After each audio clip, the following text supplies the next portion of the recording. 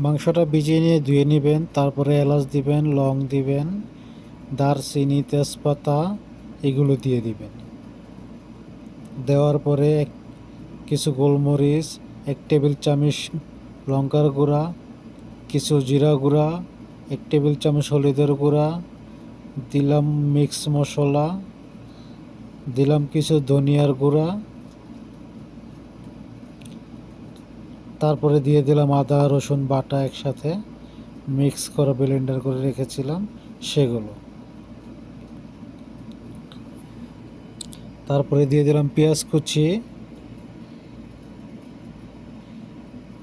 পেঁয়াজ কুচি দেওয়ার পরে দিয়ে দিলাম তেলগুলা দেওয়ার পরে সুন্দর করে মাখিয়ে নেবেন। আমি এখানে 1 কিলো পরিমাণ দেশি মুরগির মাংস নিয়েছি। দেশি মুরগির মাংসের ভিতরে সুন্দর করে ময় মশলা দিয়ে ভালো করে মেখে নেবেন। ভালো করে মেখে হালকা একটু পানি ছিটা উপরে দিয়ে চুলার উপরে বসিয়ে দিবেন। বসিয়ে রাখার পরে চুলাটা হালকা একটু বাড়িয়ে দিয়ে ঢাকনাটা দিয়ে কিছুক্ষণ পর চলে আসবেন। কিছুক্ষণ পর চলে এসে ঢাকনাটা উঠিয়ে আবার একটু লাড়িয়ে উপরেরগুলো নিচে দিয়ে দিবেন, নিচেরগুলো উপরে উঠিয়ে নেবেন। যেহেতু আমি লবণ দিই নাই, লবণ দিতে খেয়াল ছিল না, এখন একটু লবণ দিয়ে দিব।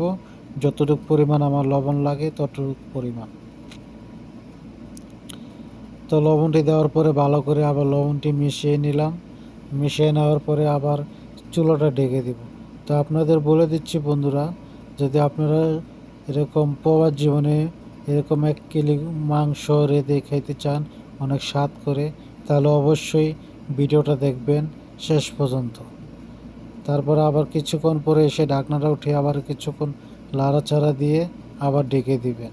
ঢেকে দেওয়ার পরে 10 মিনিট পরে আবার আসবেন।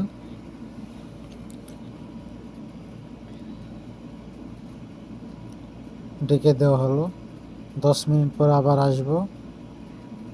দেখেন মাশাআল্লাহ কি সুন্দর হয়ে গেছে। তো লাড়াচাড়া দেওয়ার পরে আবার ঢেকে দিব। দেখেন মাশাআল্লাহ কি সুন্দর হয়ে গেছে, কালারটা চলে আসছে। আলহামদুলিল্লাহ। ভিডিওটা দেখে থাকলে ভালো লাগলে শেয়ার করে দেবেন।